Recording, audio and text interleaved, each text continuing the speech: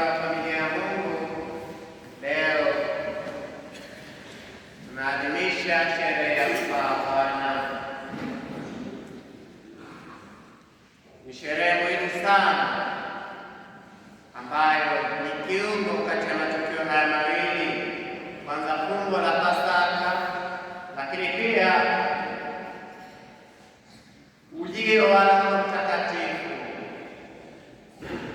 kiamini kwamba baada ya tukio la umwilisho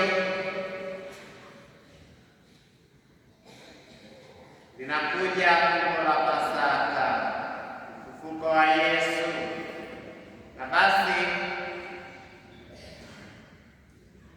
leo sote tunaamini kwamba Kristo anapaa kwenda mbinguni ili aweze kutuletea msaidizi ambaye ni Roho Mtakatifu. Kumbe ni kiungo kati ya matukio haya muhimu, kwamba asingepaa mbinguni ingekuwa ni ngumu kutuletea msaidizi. Kristo amepaa kwenda kwa Baba, anaenda mbinguni, lakini hatuachi wapweke, hatuachi sisi kubaki kwa yatima, bali anatuahidia msaidizi, na msaidizi huyu ni Roho wa kweli, Roho Mtakatifu ambaye sote tunamngojea kwa hamu kubwa. Lakini ndugu zangu, watu wa Galilaya walikuwa wanaulizwa swali muhimu. Enyi watu wa Galilaya, mbona mnashangaa mkitazama mbinguni? Ni swali ambalo sio wa Galilaya tu, mimi na wewe pia tunaulizwa, mbona mmeshangaa mkitazama mbinguni? Tunaweza tukawa tunatazama mbinguni tu, lakini ni kwamba Kristo anatualika sote turudi katika uhalisia wa maisha yetu, turudi katika uhalisia wa familia zetu, wa maisha yetu. Na tukirudi katika uhalisia huo, kwamba ametupa mamlaka ya kwenda kutangaza Injili ulimwenguni kote. Enendeni ulimwenguni kote, mkawafanye mataifa yote kuwa wanafunzi wangu. Na huu ndio wito ambao tunaalikwa sote tuutimize. Sote tuutimize huu wito, kwamba Kristo anatualika, anatupa wito wa pekee. Anaenda mbinguni, anatuahidia msaidizi, lakini hapa ndipo wito unachipuka. Kanisa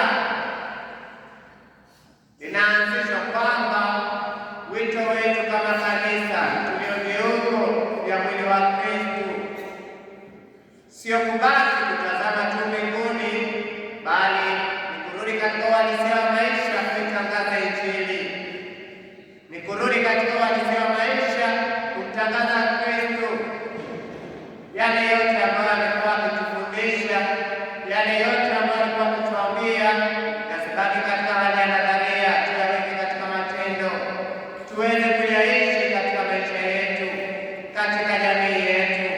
Na ndio maana watu wa Galilaya wanaulizwa swali muhimu sana: mbona mnatazama mbinguni? Mbona mnashangaa mnatazama mbinguni? Kumbe mimi na wewe pia tunaambiwa kwamba tutoke tukatangaze Injili,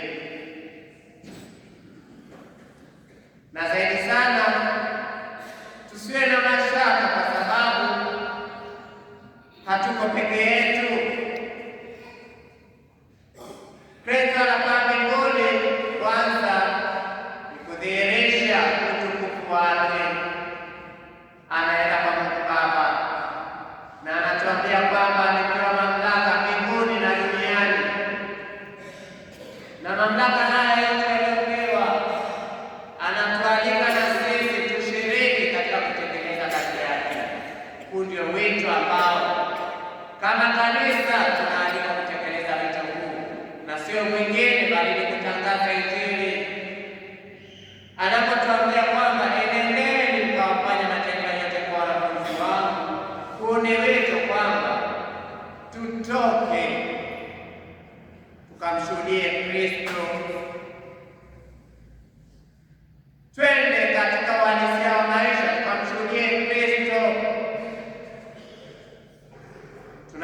tunamshuhudia Kristo, tunatangaza Injili na tunawafanya watu wote kuwa wanafunzi wake. Na basi anatuahidia kwamba yuko na sisi, sio leo na kesho tu, kwamba niko pamoja nanyi siku zote hata ukamilifu wa dahari, kwamba hatuachi na hatatuacha hata mara moja. Tunaalikwa tuweke tumaini kwake daima. Tunapotafakari juu ya Kristo kupaa mbinguni, anarudi kwa Baba, ni kudhihirisha utukufu wake, kwamba anaenda kuketi kuume kwa Baba. Lakini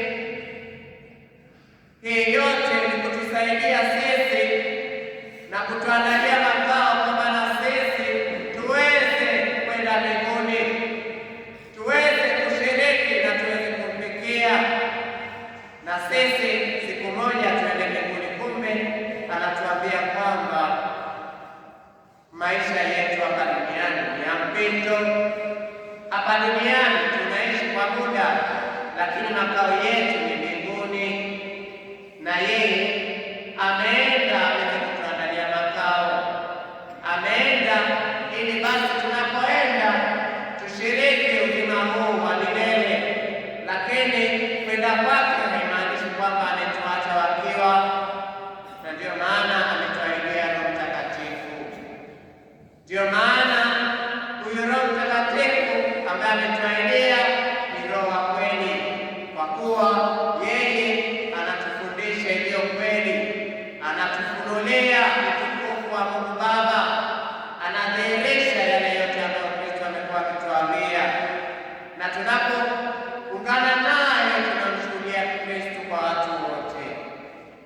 Tunapoungana naye tunamshuhudia Kristo katika maisha yetu, lakini pia tunapeleka ujumbe wa Injili kwa watu wengine, na kwa kufanya hivyo tunakuwa tumetimiza hii kazi ambayo anatualika leo. Mimi na wewe kama kanisa la Mungu, wajibu wetu sio kupokea Kristo na kubaki naye, ni kwenda kumshuhudia kwa watu wengine, ni kwenda kumtangaza kwa watu wengine. Hebu tujiulize, hawa watu wa Galilaya wanapotumbana wanatazama mawinguni yamepaa, wanapotumbana wanatazama wanaangalia yamepaa, wangepata wapi nafasi ya kwenda tena kuwahubiria watu wengine? Ndio maana Kristo anatuuliza swali la msingi kwamba mbona mnashangaa, mbona mnatazama mbinguni?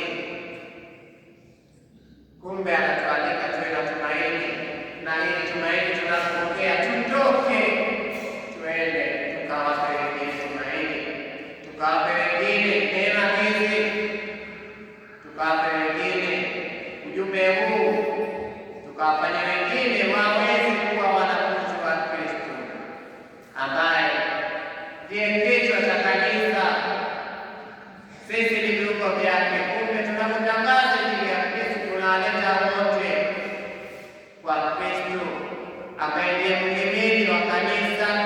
Yeye ndiye anayetusaidia na yeye ndiye anayetuongoza, na ndio maana anatuachia Roho Mtakatifu ili tusipotee, ili tusikose lile tumaini, ili tusikose mwelekeo, tubaki katika dira, na dira hii ni kujua ukweli, kufuata ukweli na kutembea katika njia ya uzima wa milele.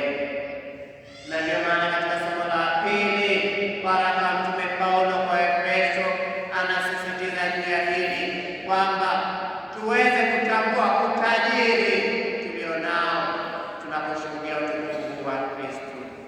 Ni utajiri mkubwa sana, kwani Kristo tunamshuhudia Kristo katika utukufu wake, lakini tunapomshuhudia anatuahidia uzima wa milele, anatuahidia Roho Mtakatifu, anatuahidia msaidizi. Huu ni utajiri na ni furaha kubwa ambayo inatupa hamasa ya kuendelea kuishi katika tumaini hilo. Ndugu zangu, tunaalikwa katika maisha haya